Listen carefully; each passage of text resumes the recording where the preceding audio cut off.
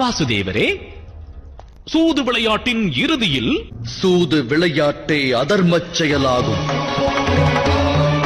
ஆகையினால் அதன் பலன்கள் மகத்துவமற்றது. வாசுதேவரே,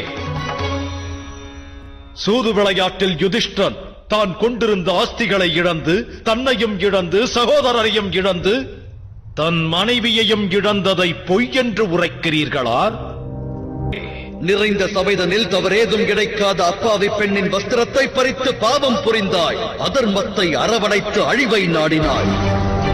நஞ்சு கலந்த உணவை உண்டதால் தேகத்தின் எவ்வாகம் பாதிக்கப்பட்டது என்பது முக்கியமல்ல.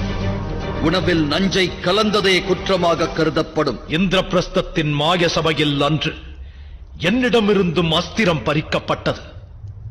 அந்நிகழ்வு தமக்கு மறந்துவிட்டதா? மாய சபையில் அஸ்திரம் பறிக்கப்பட்ட போதே ஏன் தாம் யுத்த முழக்கத்தை அறிவிக்கவில்லை யுவராஜனே?